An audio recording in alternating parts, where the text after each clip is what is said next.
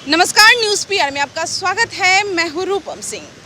अभी मैं आरजेडी कार्यालय के पास आई हुई हूँ और आपको मैं यहाँ का नज़ारा दिखाना चाहूँगी। मैं आपको बता दूँ कि यहाँ पर किस तरह से लोग ढोल नज़ारे बजा रहे हैं और कार्यकर्ता एक दूसरे पर गुलाल लगा रहे हैं।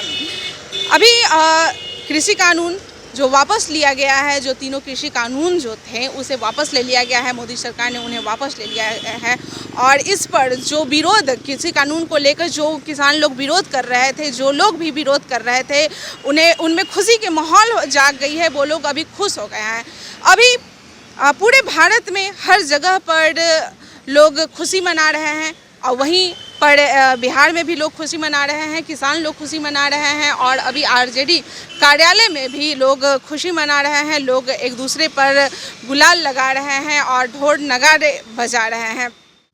अभी हमारे साथ मृत्युंजय तिवारी जी हैं, मैं उनसे बात करती हूँ। कृषि कानून जो वापस लिया गया है, लोग उस पर खुश हैं काफ़ी। ये देखिए, देश के नहीं विश्व के सबसे बड़े आंदोलन के बाद आज आखिरकार आदरणीय प्रधानमंत्री जी ने ऐलान किया कि ये जो कृषि कानून है इसे वापस लेंगे। ये जीत है अन्नदाता किसान भाइयों के आंदोलन की, जो उन्होंने शहादत दिया। उनकी विपक्षी पार्टियों ने जो सरकार को घेरने का काम किया, दबाव बनाया, ये हार है अहंकारी हिटलरशाही और तानाशाही सरकार के फैसले। तो आखिरकार सरकार ने ये माना कि इस कृषि कानून जो सरकार ने बनाए थे ये काला कानून था, इससे किसानों का हित नहीं होने वाला था। सरकार ने वापस लिया क्योंकि 5 राज्यों में चुनाव होने वाले हैं, पंजाब भी उसमें है। तो सरकार ने ये चुनाव के मद्देनज़र ये फैसला लिया है। अब सरकार ने बहुत देर कर दी।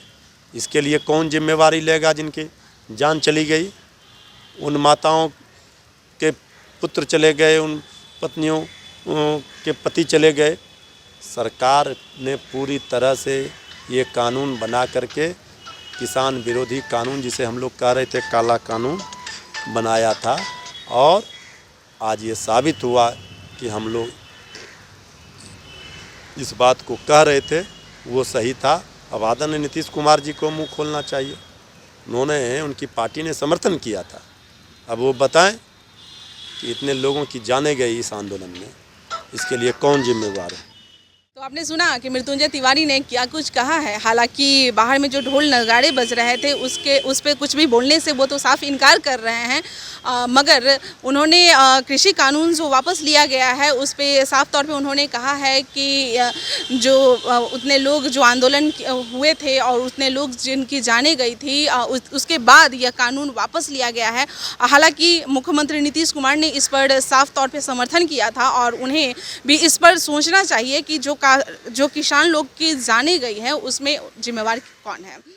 आरजेडी कार्यालय में ढोल नगाड़े बज रहे हैं और यहाँ पर कार्यकर्ता एक दूसरे पर गुलाल भी लगा रहे हैं। जैसे ही अभी आपको बता दूं कि जैसे ही यहाँ पे जगदानंद जी यहाँ आए और उनसे जब पत्रकारों ने सवाल करने की कोशिश की कृषि बिल को लेकर, तो उन्होंने साफ तौर पे कह दिया है कि हटिए और वो अब कार्यालय के अंदर चले गए। और साथ में आपको यह भी बता दूं कि जब जगदानंद जी यहाँ पर आए और उन्होंने कार्यालय के अंदर गया और ये तभी यहाँ पर जितने भी ढोल नज़ारे यहाँ पे बजा रहे थे वो लोग यहाँ से रवाना हो गए, वो चले गए यहाँ से। और साथ ही साथ यहाँ पे जितने भी कार्यकर्ता थे यहाँ पे मौजूद थे, वो भी आपको इस वीडियो में देखने को आएगा। आप देख सकते हैं कि वो भी किस तरह से ये कार्यालय को छोड़कर वो निकलते नजर आ रहे हैं। सर, आज जो किसान बिल वापस हुए इसको क्या कहना है? कृषि कानून रद्द हो गया को एक बड़ा उपहार दिया है। कृषक जो किसान हैं उन्हें एक बड़ा सा उपहार दिया है जो कृषि कानून जो है उन्हें वापस लेकर।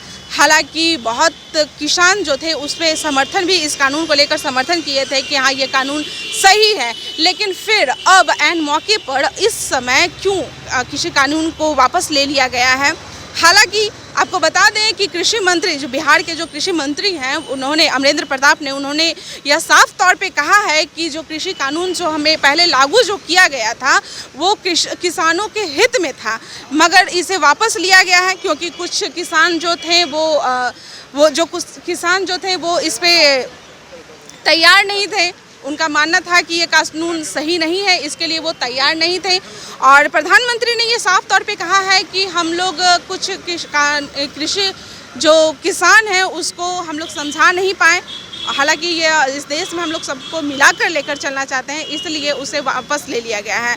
लेकिन अमरेंद्र प्रताप जो कृषि मंत्री हैं, उन्होंने यह भी कहा है कि जो कृषि कानून था वो किसानों के लिए सही था। उस पर एक बार फिर से सोच विचार करना चाहिए और विचार करने के बाद उसमें जो त्रुटियां हैं उससे हटाना चाहिए और उसके बाद फिर यह कानून लाना चाहिए। तो आपने देखा कि यहाँ का नज़ारा किस तरह से आरजेडी कार्यालय में जो नज़ारे हैं, यहाँ पे लोग ढोल नगाड़ा बजा रहे हैं, बिहार के कई कोने में बजा रहे हैं, भारत में भी हर जगह पे इस तरह के नज़ारा देखने को मिला है और आरजेडी कार्यालय में भी इस तरह के नज़ारे आपको देखने को मिले हैं कि यहाँ पर किस तरह से लोग ढोल नज़ारे बजा रहे हैं और एक दूसरे पर गुलाल लगा रहे हैं। तो फिलहाल आज के लिए इतना ही, और भी खबरों के लिए बने रहे न्यूज़ PR के साथ। धन्यवाद।